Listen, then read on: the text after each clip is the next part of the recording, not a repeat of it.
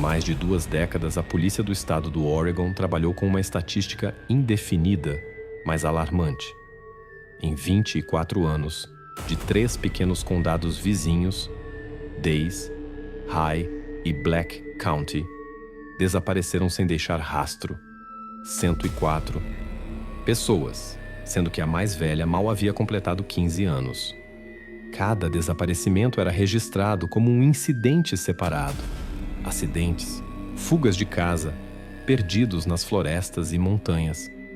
Nenhum dos investigadores sequer suspeitava que dezenas de casos inexplicáveis pudessem estar conectados entre si, até que na manhã de 11 de fevereiro de 2002, o despachante do serviço de resgate recebeu uma ligação curta e anônima. O homem do outro lado da linha pronunciou uma frase que por muitos anos determinou o rumo da investigação. Prédio antigo da escola Daysbury. Verifiquem o porão e os cemitérios ao redor. Em seguida, a ligação foi cortada. O interlocutor desconhecido nunca mais ligou. A equipe investigativa que chegou ao antigo prédio da escola Daysbury algumas horas depois não tinha ideia do que iriam enfrentar. O prédio estava abandonado há quase 26 anos, desde o fechamento oficial da escola em 1976. As portas de entrada estavam bloqueadas com tábuas, as janelas tampadas com madeiras, mas os investigadores conseguiram entrar quebrando uma das vidraças laterais. Os ambientes internos estavam cobertos de poeira espessa e mofo, porém na primeira inspeção não foi possível descobrir sinais suspeitos. No entanto, o verdadeiro mistério estava mais profundo. O porão do prédio inicialmente parecia absolutamente padrão: prateleiras velhas, móveis quebrados, livros didáticos descartados. Mas a atenção de um dos investigadores foi atraída por uma estranha diferença no nível do piso de concreto em um canto do ambiente. Observando mais atentamente, os operativos conseguiram perceber que não era um piso, mas um painel de concreto camuflado que, com algum esforço, foi possível mover para o lado. Atrás dele havia uma porta metálica maciça com uma fechadura que não deveria existir em um prédio escolar. O cômodo do porão atrás da porta revelou-se uma verdadeira surpresa até mesmo para criminologistas experientes. Era um ambiente cuidadosamente equipado, com paredes completamente cobertas por camadas espessas de isolamento acústico. Um cabo de alimentação elétrica separado levava a um disjuntor oculto, destinado a desconectar o fornecimento de energia da fonte principal. Mas o objeto mais incomum neste porão cuidadosamente escondido foi um freezer industrial, funcionando em plena potência e escondido no canto mais distante do ambiente. O ar no porão estava intensamente impregnado com o cheiro fresco de cloro, completamente inadequado em um prédio onde as comunicações hidráulicas foram desconectadas ainda em 1976 após o fechamento da piscina. Examinando o piso de concreto próximo ao freezer, o investigador John Parks notou um pequeno fragmento de crachá, no qual se lia dificilmente o ano de formatura. 1991. Este detalhe pela primeira vez permitiu ligar diretamente o quarto secreto com os desaparecimentos de jovens ocorridos na região. A partir deste momento, os investigadores finalmente tiveram suspeitos reais. Ray Fredericks, que em 2002 já tinha 68 anos, era zelador da escola e trabalhou lá desde meados dos anos 70. Os moradores locais várias vezes notaram como o homem retornava ao prédio da escola já depois de seu fechamento oficial, o que causava muitas perguntas e rumores. Ele próprio, nos primeiros interrogatórios, insistia que simplesmente controlava o estado do prédio, embora não tivesse autorização oficial da administração do condado para visitar a escola abandonada. O segundo suspeito foi Mark Holloway, professor de educação física de 45 anos, que oficialmente nunca foi funcionário do prédio antigo, porém regularmente usava sua academia para treinos noturnos de alunos. Em 1989, ele teve antecedentes criminais por briga, e esta circunstância adicionava suspeita ao seu perfil. Na primeira conversa com a polícia, ele confirmou que na noite de 10 de fevereiro estava no território da escola até a meia-noite. Mas estes depoimentos de Holloway rapidamente começaram a despertar dúvidas. Ele não conseguiu apresentar provas de permanência na academia, já que a administração escolar instalou o sistema de videovigilância apenas um ano após os eventos descritos, em 2003. A ausência de gravação das câmeras automaticamente o colocava sob suspeita. Porém, verificações posteriores rapidamente mostraram que Holloway foi visto por 2 testemunhas em um bar próximo na noite de 10 para 11 de fevereiro, tornando assim seu álibi plausível e convincente.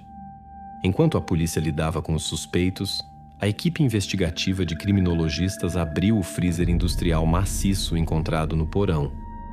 Dentro, foram descobertos recipientes de PVC cuidadosamente selados, cada um equipado com uma marcação estranha. Em um dos recipientes lia-se claramente a inscrição B1983. As paredes plásticas densas não permitiam determinar imediatamente o conteúdo, porém um dos recipientes acidentalmente rachou durante a extração descuidada. Da rachadura caiu um pequeno fragmento de osso claramente antigo. Agora, a investigação, pela primeira vez, obteve evidências materiais capazes de esclarecer o destino daqueles que já há quase um quarto de século não podiam ser encontrados nem pelos parentes, nem pela polícia.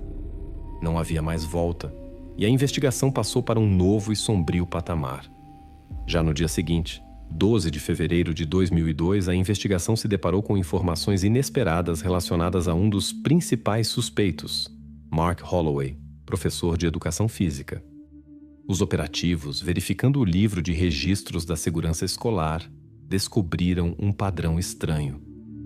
A partir de 1995, Holloway estava no território da antiga academia da escola Daysbury, exatamente a cada segunda-feira do mês. O tempo de sua permanência era claramente fixado pelos seguranças, sempre das 10 da noite a 1 da madrugada. Esta descoberta não parecia casual e exigia explicações. O investigador sênior John Parks solicitou e comparou os dados dos livros de registro com as datas dos desaparecimentos. Os primeiros resultados foram alarmantes. Das 36 noites quando Holloway estava oficialmente na academia do prédio antigo, 3 datas coincidiam exatamente com as datas de desaparecimentos de jovens moradores do Black County. Estes 3 casos anteriormente eram considerados casuais e não conectados entre si. Agora a polícia, pela primeira vez, conseguiu estabelecer pelo menos uma ligação indireta entre o suspeito e os desaparecidos. No mesmo dia, Holloway foi chamado para uma nova conversa. Parks apresentou-lhe o livro de registros e pediu para explicar a razão de uma permanência noturna tão regular no prédio. A resposta de Mark foi calma e preparada antecipadamente. Ele chamou isso de inventário de equipamentos esportivos. Mas a versão do suspeito quase imediatamente foi questionada. A secretária da administração da escola Daysbury, Catherine Wells, confirmou à investigação que o inventário oficial era realizado estritamente 2 vezes por ano e exclusivamente durante o dia. Horários noturnos para tais procedimentos nunca foram usados. Holloway não conseguiu explicar convincentemente por que repetidamente violou esta regra e por que precisava de tal regularidade. Parks fixou a contradição na ata do interrogatório, mas ainda não apresentou ao suspeito nenhuma acusação. Na mesma manhã, os operativos receberam mais um testemunho que à primeira vista parecia significativo. Um dos ex-alunos da escola, Timothy Shaw, informou à polícia que supostamente viu pessoalmente Holloway no território do prédio antigo ainda em 1988. Timothy afirmava que Holloway foi visto por ele próximo à quadra esportiva, no período noturno. O problema era que o emprego oficial de Holloway na escola ocorreu apenas 5 anos depois, em 1993. Assim, a testemunha colocava o suspeito no prédio da escola alguns anos antes dele ter acesso oficial. Porém, o estudo detalhado do arquivo do Departamento de Recursos Humanos rapidamente enfraqueceu esta versão. Parks descobriu que em 1988 Holloway sequer residia no estado do Oregon. Registros de sua carteira de trabalho confirmavam que ele estava no estado vizinho de Idaho, trabalhando como assistente de treinador em uma pequena escola esportiva privada. A probabilidade de a testemunha simplesmente ter confundido as datas tornou-se óbvia. A investigação marcou esta informação como não essencial para ser a etapa atual da investigação. Na noite de 12 de fevereiro foi entregue o primeiro relatório da perícia médico-legal realizada sobre o fragmento de osso encontrado no dia anterior. Segundo a conclusão do perito criminalístico, os restos encontrados pertenciam a uma pessoa do sexo feminino com idade entre 10 e 12 anos. A perícia determinou que a morte ocorreu no período entre 1982 e 1984. Para Mark Holloway, esta descoberta, à primeira vista, tornou-se uma justificativa parcial. O álibi documentalmente confirmado dizia que no início dos anos 80 ele realmente vivia e trabalhava a centenas de quilômetros do condado Days. Os investigadores tiveram que reconhecer que Holloway não poderia estar envolvido precisamente neste episódio, porém excluir completamente sua participação nos desaparecimentos após 1993 seria prematuro. Assim, pela primeira vez na investigação apareceu o conceito de álibi geográfico. Agora os investigadores deviam não apenas comparar datas, mas considerar os deslocamentos dos suspeitos em diferentes períodos de tempo. Holloway permanecia no status de suspeito, mas a investigação começou a duvidar que precisamente ele fosse responsável por todos os desaparecimentos registrados. Verão de 1984. O turno de 8 horas na fazenda da família Walsh já havia terminado quando a senhora Walsh descobriu que seu filho de 9 anos, James, não havia retornado para casa. Apesar da óbvia preocupação, a família tomou uma decisão inesperada: não recorrer à imprensa e manter o ocorrido em segredo de estranhos. James começou a ser procurado pelas forças de parentes próximos e vizinhos, evitando a atenção de jornalistas e perguntas desnecessárias. Apenas alguns dias depois, quando as buscas não deram resultado, a família finalmente comunicou o desaparecimento à polícia. Mas o que forçou os pais a atrasar este comunicado e ficar em silêncio? A resposta só veio à tona muitos anos depois. Já em 2002, a equipe investigativa especial do estado do Oregon levantou os arquivos dos serviços sociais do condado High County. Entre muitos papéis foi descoberto um registro relacionado diretamente ao pai de James, Peter Walsh. No final dos anos 70, ele recebeu uma sentença condicional por contrabando de álcool fornecido para festas locais. À primeira vista, um crime insignificante. Porém, foi precisamente ele que forçou Peter a evitar qualquer contato com órgãos oficiais. Temendo que as autoridades começassem uma verificação da fazenda e encontrassem violações mais sérias, o pai decidiu atrasar o máximo possível o recurso à polícia. Este atraso custou caro demais. O primeiro interrogatório oficial dos pais de James na polícia ocorreu em 20 de junho de 1984. Os policiais do High County trataram a situação com indiferença surpreendente. Na ata daquele ano permaneceu uma formulação que posteriormente causou indignação de muitos. Consideramos fuga. A senhora Walsh, muitos anos depois, já em 2022, deu entrevista a jornalistas. Ela comentou brevemente esta versão dos investigadores de 1984 assim: eles não escutavam. Simplesmente disseram que o menino se divertiria e voltaria. E nós sentíamos que havia acontecido algo completamente diferente. Os depoimentos dos pais não influenciaram na posição da polícia, e o caso foi rapidamente fechado como não essencial.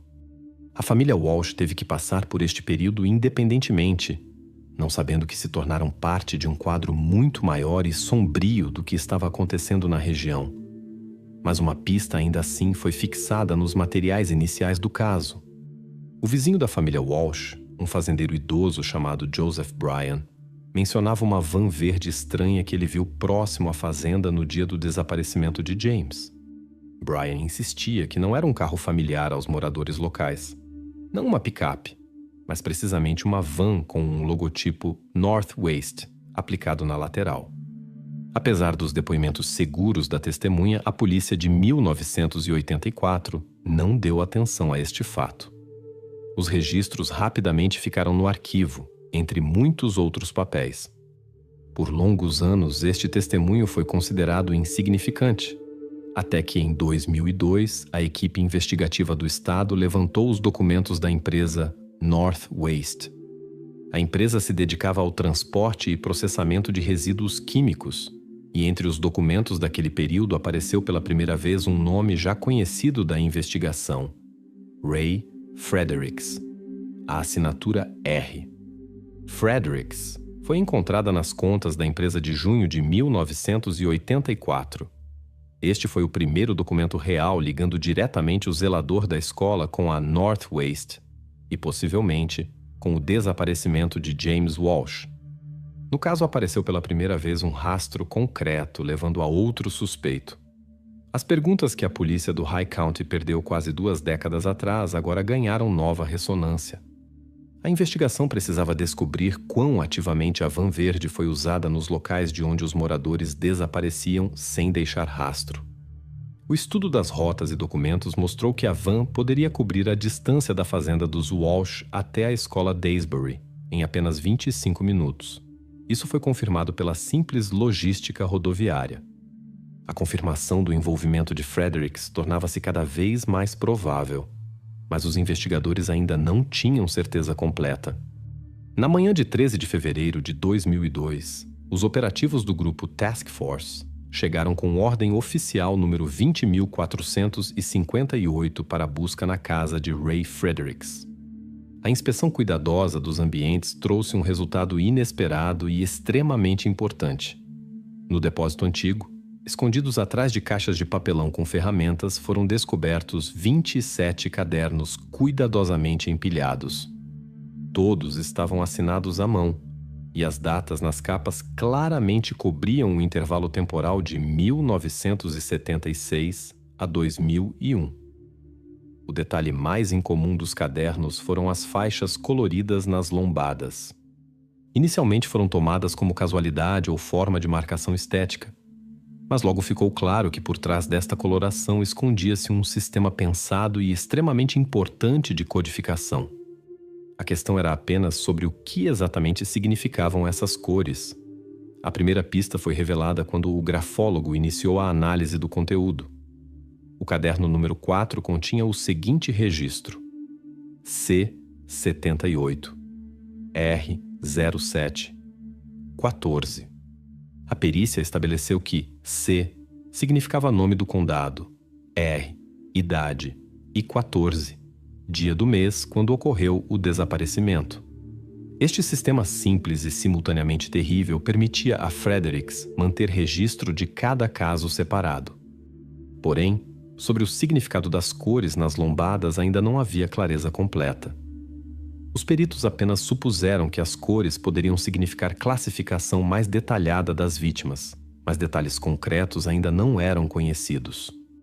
Paralelamente à decifração dos cadernos, a polícia tentou obter comentário do próprio Fredericks. Porém, Ray recusou quaisquer depoimentos, usando o direito à 5ª emenda da Constituição dos I596. Os investigadores podiam contar apenas com perícia independente. Precisamente pela perícia grafológica foi estabelecida mais uma circunstância-chave. Nos registros estava presente uma segunda caligrafia. O perito imediatamente a caracterizou como feminina. Porém, numa observação mais atenta, descobriu-se outra particularidade. A segunda caligrafia não era constante. Seus contornos mudavam constantemente. Surgiu a hipótese de que alguém especialmente imitava diferentes estilos de escrita, tentando esconder a verdadeira maneira de escrever. Ficava claro que o segundo autor não era cúmplice no sentido completo da palavra. Isso parecia mais uma tentativa premeditada de confundir os rastros. Entre os objetos pesquisados foi encontrado também o caderno número 19, datado de 1999. Nele, os criminalísticos inesperadamente descobriram impressões digitais de Mark Holloway, segundo o suspeito do caso. Holloway foi imediatamente chamado à polícia para interrogatório repetido. Ele explicou sua presença por ter algum tempo atrás ajudado Fredericks a limpar papéis de arquivo do pó, não conhecendo seu conteúdo real. A explicação parecia superficial, mas os operativos rapidamente entenderam que esta versão correspondia perfeitamente às circunstâncias confirmadas por outras testemunhas. Holloway foi oficialmente removido de todas as suspeitas, seu status mudado para fechado. Agora restava à investigação concentrar-se exclusivamente na figura de Fredericks. Enquanto isso, a perícia de grafologia, realizada por equipe separada de peritos, deu mais um resultado inesperado. Todos os elementos femininos dos registros não eram simplesmente imitação de amostras casuais. Os peritos estabeleceram que essas letras foram cuidadosamente copiadas de cartazes infantis de agitação e propaganda impressos em massa nos Essinhewa nos anos 50. Esta descoberta imediatamente rejeitou a suposição sobre uma segunda pessoa real que poderia ajudar diretamente Fredericks. O segundo autor dos registros factualmente era um fantasma, apenas imitação hábil.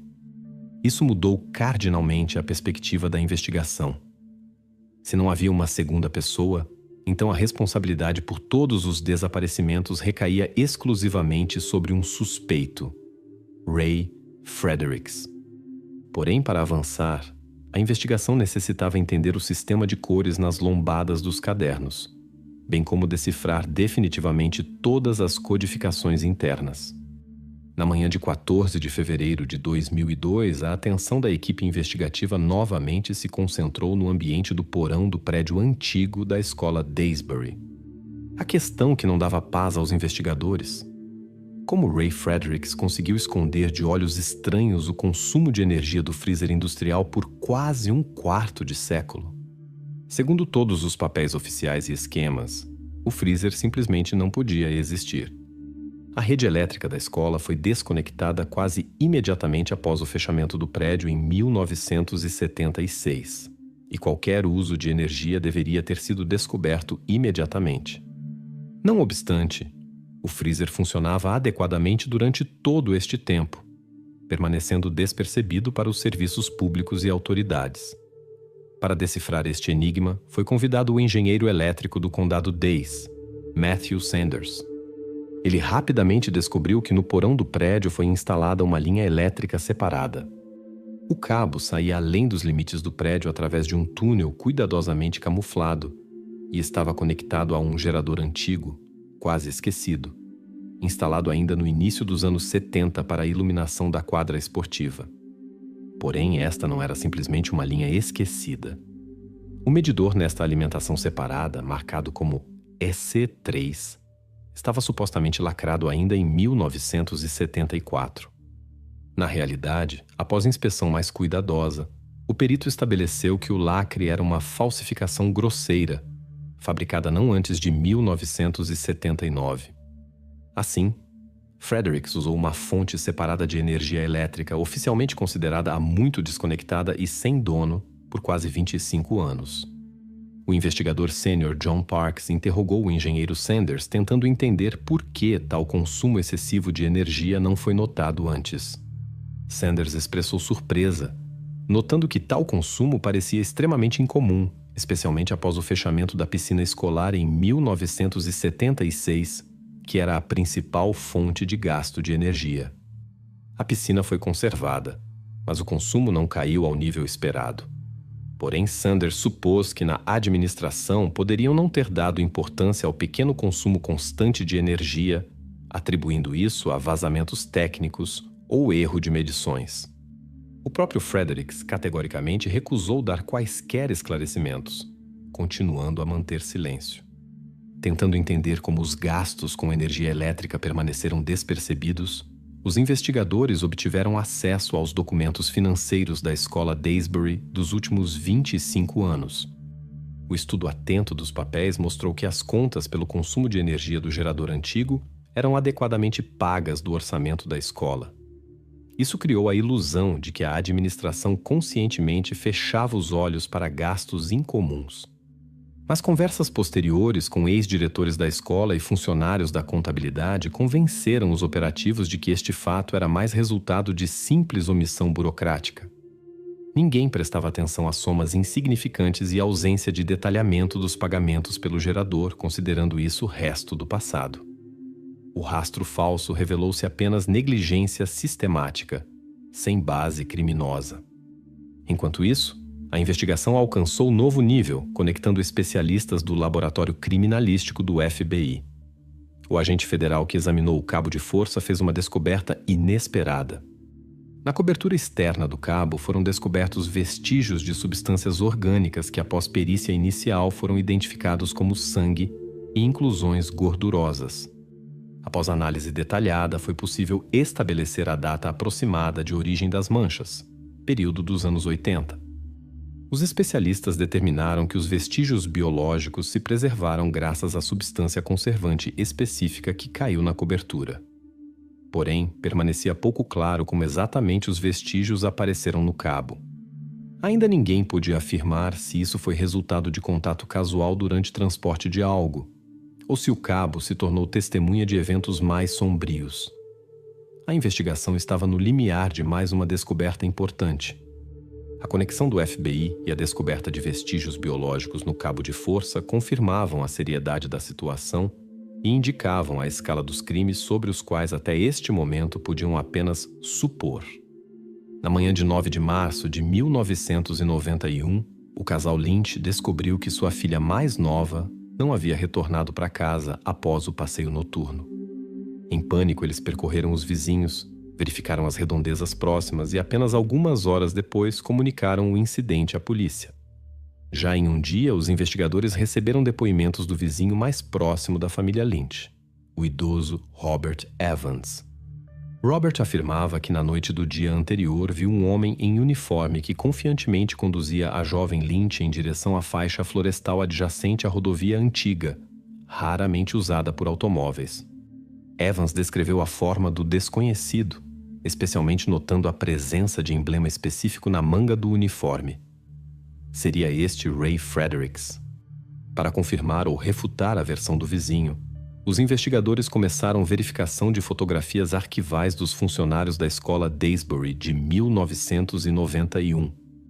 Entre as fotos, os operativos descobriram foto de Ray Fredericks, no qual ele estava fotografado em casaco de inverno com emblema na manga correspondente à descrição de Evans.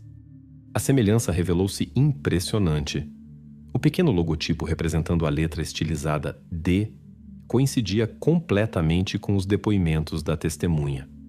Assim, pela primeira vez surgiu a possibilidade de claramente ligar a descrição do sequestrador com a aparência e uniforme de Fredericks. Em fevereiro de 2002, 11 anos após o incidente, os operativos novamente interrogaram Evans para verificar a solidez de suas lembranças. A testemunha confiantemente repetiu a descrição do emblema, sublinhando que lembrou precisamente da letra D, porque foi fácil distinguir mesmo de longe. Para a confirmação dos detalhes, a investigação se dirigiu ao perito local em heráldica, professor Michael Sheridan. O professor confirmou que tal emblema realmente foi usado no uniforme escolar do condado Days, porém também indicou detalhe importante. Oficialmente, ele foi removido da roupa dos zeladores da escola durante 1991. Isso significava que se Fredericks usou tal uniforme em março, fez isso já não oficialmente ou por iniciativa própria. Este detalhe ainda mais fortaleceu as suspeitas em relação a Ray Fredericks, embora ele próprio continuasse evitando quaisquer explicações e comunicação com a investigação. Porém, nem todas as testemunhas estavam certas da versão com participação do zelador da escola. O irmão mais velho da menina desaparecida, Jason Lynch, que no momento do desaparecimento da irmã tinha 15 anos, declarou que um dia antes do ocorrido viu próximo à rodovia antiga um caminhão estacionado. Jason supôs que o homem que o vizinho viu poderia ser um caminhoneiro casual, não tendo nenhuma relação com a escola ou moradores locais. Tal versão parecia a investigação menos convincente, mas ainda assim foi levada em consideração e deixada para a verificação mais detalhada. Enquanto isso, os investigadores receberam mais uma confirmação inesperada dos diários codificados de Fredericks encontrados anteriormente. No caderno relativo a março de 1991 foi encontrado um registro curto, D91F9. Os operativos imediatamente notaram que o código coincidia por data com o desaparecimento da filha da família Lynch. A combinação D91 poderia indicar o condado Days e ano do desaparecimento. A letra F ainda permanecia enigma, Mas mesmo sem esta explicação exata, a coincidência parecia extremamente suspeita e fortalecia a ligação do incidente com a personalidade de Fredericks. A investigação novamente se aproximou da decifração da história terrível e confusa, mas ainda não tinha provas suficientes para definitivamente fechar versões alternativas. Apesar das indicações claras, a versão com participação do caminhoneiro continuava permanecendo aberta. Na manhã de 18 de fevereiro de 2002, ao Departamento de Polícia do Condado Dade, apresentou-se um jovem que se identificou como Chris Wilson. Ele voluntariamente informou que foi precisamente ele quem ligou anonimamente uma semana atrás, indicando à polícia o prédio antigo da escola Daysbury. Mas o mais importante em seus depoimentos foi uma fita de vídeo de 8 milímetros filmada por ele ainda em 1994, que ele cuidadosamente guardou e escondeu de olhos estranhos por 8 anos. O que forçou Chris a ficar calado tanto tempo? E o que exatamente foi fixado nesta fita? Após visualização inicial da fita, feita com participação do investigador John Parks, ficou claro por que o jovem se decidiu pela ligação anônima, mas hesitou em revelar sua identidade. Na gravação de vídeo, feita do interior do automóvel através do para-brisa, estava claramente visível uma van verde estacionada próxima ao prédio da escola tarde da noite. Uma pessoa facilmente reconhecível como Ray Fredericks abria o porta-malas da van. Dentro havia um saco grande, cuja forma e tamanho imediatamente despertaram suspeitas. Porém, a atenção dos investigadores foi atraída também pelo áudio gravado junto com o vídeo. No quadro, distintamente, era ouvido um fragmento contínuo e repetitivo de riso infantil. A perícia de áudio confirmou que o som estava sincronizado com comandos de voz por radiocomunicação para encomenda de substâncias químicas. Isso parecia um mascaramento intencional de sons, escondendo a verdadeira natureza do que estava acontecendo. O investigador imediatamente fez a Chris a pergunta óbvia: por que ele manteve prova tão importante em segredo todos esses anos? Wilson explicou que no momento da filmagem era apenas adolescente e sinceramente acreditou que o visto estava relacionado com preparação para espetáculo escolar. Chris sabia que Fredericks trabalhava na escola, por isso decidiu que o estranho áudio-riso era apenas brincadeira ou elemento de encenação. Além disso, Chris confessou que temia a reação da polícia se tivesse entregue a gravação antes. Ele supunha que os agentes da lei poderiam perceber os sons estranhos na fita como falsificação grosseira ou brincadeira estúpida de adolescentes. Após divulgação da gravação de vídeo, os advogados de Fredericks ativamente se incluíram no processo, tentando usar as incertezas no quadro em seu favor. Na fita realmente era impossível examinar o rosto de quem estava no saco. A defesa declarou que o visto não era mais que decorações teatrais e os sons estranhos de riso infantil, apenas efeito sonoro incomum para evento escolar. Este argumento, por algum tempo, realmente forçou a investigação a duvidar da comprovação completa da gravação, deixando o rastro falso aberto. Porém, na noite do mesmo dia, graças à análise especial da gravação de vídeo realizada por peritos do FBI, o quadro ganhou nova dimensão alarmante. O estudo fotoespectrográfico permitiu revelar detalhes anteriormente imperceptíveis. Na superfície do saco claramente sobressaía o contorno de uma pequena mão. O tamanho e contornos da mão não deixavam dúvidas sobre a idade de quem poderia estar dentro. Esta descoberta imediatamente transferiu a fita de vídeo da categoria de provas indiretas para a categoria de evidências diretas, indicando provável transporte vivo. Foi precisamente este fato que forçou os investigadores a definitivamente rejeitar a versão da defesa sobre origem teatral do saco e efeitos de áudio. Agora, a investigação entrou em etapa completamente nova. A investigação pela primeira vez teve evidências de vídeo do contato direto do suspeito Ray Fredericks com uma das vítimas desaparecidas, confirmando não apenas a presença de meio de transporte, mas também o uso intencional de recursos sonoros, distrativos para mascaramento do crime. O rastro falso aberto permanecia, mas suas posições seriamente enfraqueceram. Fredericks tornava-se principal e único suspeito na série de desaparecimentos, e o caso, ainda mais sombrio e complexo do que poderia parecer antes. 1º de março de 2002, os investigadores receberam um relatório do Serviço Tributário IRS que investigava a atividade financeira da empresa North Waste. No relatório foi fixado fato estranho. A firma regularmente introduzia em suas contas pequenas somas monetárias, de 120 a 150 dólares. Essas somas não pareciam suspeitas separadamente, mas em conjunto durante 24 anos de trabalho da empresa, transformaram-se em dinheiro significativo. Por que a empresa usava tal tática financeira estranha? A investigação do IRS levou exatamente 21 dias. Exatamente tanto quanto foi indicado na intimação oficial. Descobriu-se que a empresa North Waste foi criada ainda em 1978 e liquidada apenas em 2001.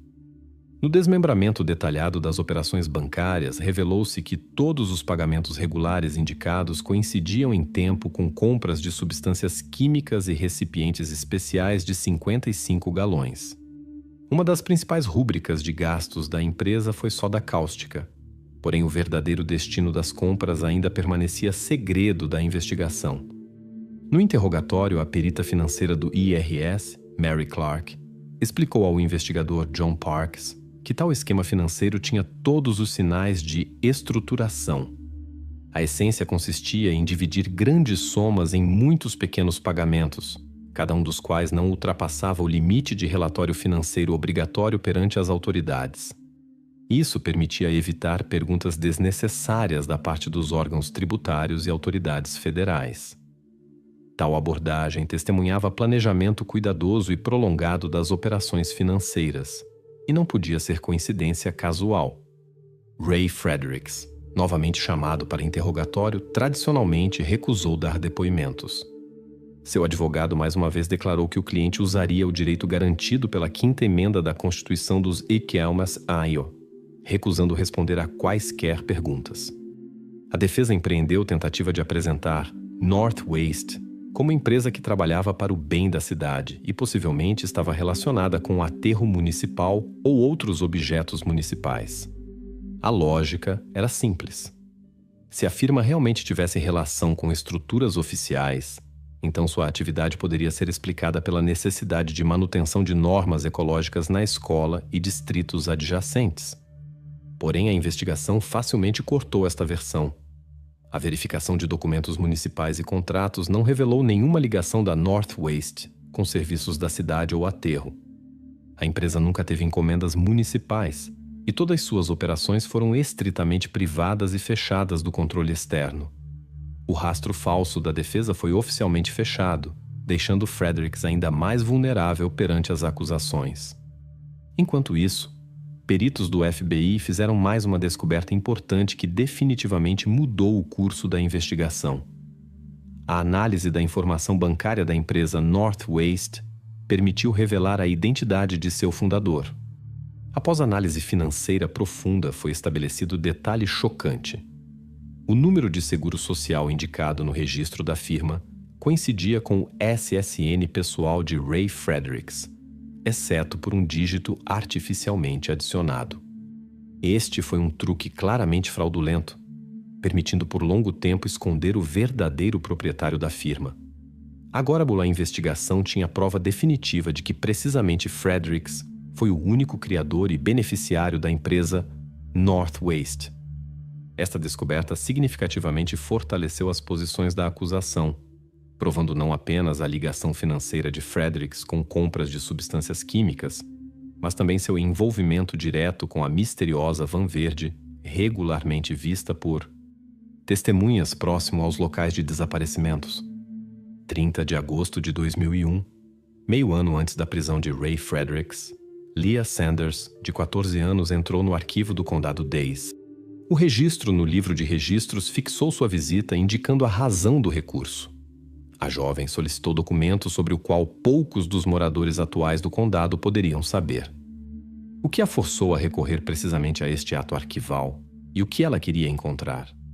O ato arquival solicitado por Leah tinha o título Relatório da Comissão do Condado sobre Verificação do Ambiente do Porão da Escola Daysbury, de 1985.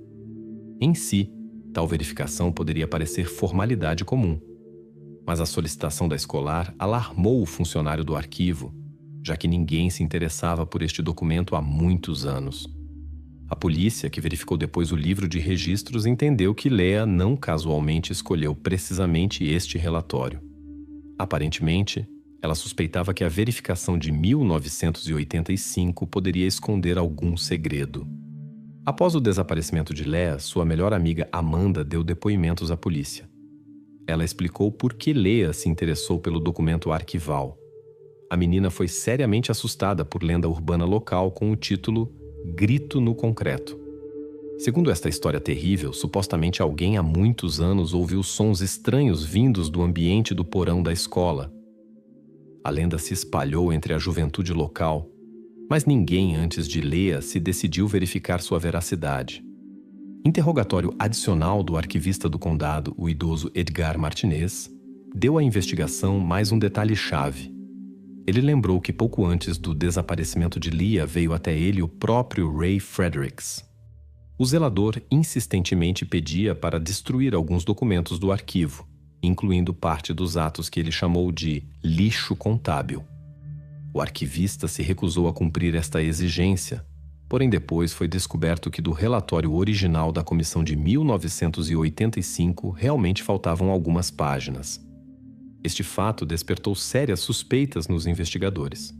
Obviamente que alguém intencionalmente tentava esconder a verdade. No dia do desaparecimento de Leah, um dos seguranças da praça da cidade, localizada não longe da escola, notou a menina na companhia de homem desconhecido. Segundo descrição do segurança, era um jovem com aparência que fortemente lembrava Ray Fredericks, mas em idade muito mais jovem. Com base nos depoimentos da testemunha, a polícia compôs esboço. O resultado intrigou os investigadores. O homem representado no desenho quase completamente correspondia à aparência de Fredericks, mas sem cabelos grisalhos e mudanças de idade características de sua idade atual. A versão parecia estranha e irrealista, porém a polícia não podia completamente excluí-la. Peritos da polícia recorreram à tecnologia moderna de morfização computacional para esclarecimento do retrato falado composto anteriormente. Após processamento digital e comparação de retratos, a investigação obteve resultado surpreendente. O homem que o segurança viu próximo a Leah praticamente coincidia completamente com fotografias de Ray Fredericks na idade de 43 anos. Nonos, então, ano quando começou a série de desaparecimentos de jovens moradores do condado. Esta descoberta inesperada significativamente fortaleceu as suspeitas contra Fredericks. Leah claramente se aproximou demais do segredo cuidadosamente escondido por décadas. Foi precisamente este fato que poderia ter se tornado a causa de seu desaparecimento. O relatório arquival de 1985, a perda de suas páginas separadas e o contato direto de Fredericks com a menina na véspera de seu desaparecimento tornavam a situação crítica para a investigação. 5 de dezembro de 2003, no Tribunal do Condado do Estado do Oregon, Ray Fredericks foi definitivamente reconhecido culpado em todos os pontos da acusação. A investigação, que continuou por mais de 1 ano e meio, terminou com reconstrução completa e prova do esquema de crimes. Na sala do tribunal, o promotor claramente designou a única verdade que se escondia por trás de anos de segredo sombrio. Fredericks agiu sozinho. Sua única e mais eficaz arma contra a investigação foi o silêncio obstinado, completa e absoluta falta de vontade de cooperar ou explicar suas ações. Porém, o silêncio não podia mais ajudá-lo. As provas eram irrefutáveis.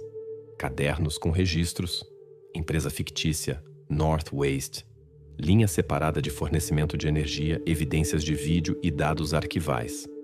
Tudo isso se compunha em quadro único e irrefutável. A sessão judicial final tornou-se ponto no qual todos os fatos acumulados pela investigação finalmente ganharam clareza. Os cadernos descobertos na casa de Fredericks foram completamente decifrados. A codificação, com dado, ano, sexo, data, coincidia completamente com casos registrados de desaparecimentos. Foram precisamente estes registros que permitiram rapidamente identificar 100 das 104 vítimas, indicando a metodicidade e precisão do criminoso. Detalhes técnicos também foram esclarecidos exaustivamente. A linha separada de alimentação elétrica conduzida ao porão da escola permitia a Fredericks explorar ininterruptamente o freezer sem risco de descobrimento. O gerador na quadra esportiva criava ruído de fundo, escondendo sons suspeitos. A complexidade da realização técnica indicava plano de longo prazo e profunda premeditação dos crimes. A gravação de riso infantil descoberta na fita de vídeo revelou-se fragmento de áudio gravado na classe musical da escola, ainda em 1979. A perícia confirmou que este arquivo de áudio foi especialmente invertido para dificultar a identificação e criar atmosfera de confusão para qualquer testemunha potencial. Investigações financeiras confirmaram que a firma fictícia North Waste, criada por Fredericks sob número falso de seguro social, foi a principal fonte de fornecimento de soda cáustica e recipientes de PVC. Estes reagentes foram usados por ele para a destruição de tecidos biológicos. Os restos armazenados no freezer posteriormente foram enterrados no território das quadras esportivas de 3 condados escolares. Na última sessão judicial, após pronunciamento da sentença condenatória, Fredericks empreendeu única tentativa durante todo o tempo de evitar punição. Ele tentou engolir fragmento de pente plástico. Seu objetivo era dano às vias respiratórias e interrupção do processo judicial por estado de saúde. Porém, a tentativa revelou-se mal sucedida. Os guardas rapidamente impediram suas ações e a ajuda médica preveniu quaisquer consequências. Após breve pausa, o juiz continuou a leitura da sentença. No final do processo, o Tribunal do Condado sentenciou Ray Fredericks à prisão perpétua sem possibilidade de liberdade condicional. A acusação federal confirmou este status, completamente excluindo possibilidade de revisão da decisão no futuro. Em dezembro de 2003, graças ao trabalho dos investigadores e médicos legistas, foi possível estabelecer identidades de 100 vítimas das 104 oficialmente confirmadas desaparecidas. 4 vítimas restantes ainda permaneciam na categoria em desenvolvimento. Perícias de DNA continuavam sendo realizadas, mas ainda não trouxeram resultados definitivos. A sessão judicial e sentença final fecharam praticamente todas as questões sobre mecânica dos crimes, esclarecendo completamente o método de sequestro, transporte, destruição de restos e apoio financeiro das ações criminosas. Porém, algumas questões permaneceram sob sigilo. A investigação não conseguiu revelar a fonte do desvio psíquico de Fredericks. Também permaneceu aberta a questão de identificação das 4 últimas vítimas, cuja busca de DNA continuava. Toque final ao caso já revelado foi a informação fornecida pelo perito médico legal em relatório fechado. Na análise dos tecidos do acusado foi descoberto vestígio de proteína humana. Esta declaração não recebeu esclarecimentos detalhados nas sessões abertas e permaneceu apenas fato nos materiais do caso. Assim, o caso de Ray Fredericks oficialmente terminou. O Condado Dade e todo o estado do Oregon conseguiram obter respostas há muito esperadas, porém nenhuma decisão judicial já podia mudar a escala trágica das consequências de suas ações.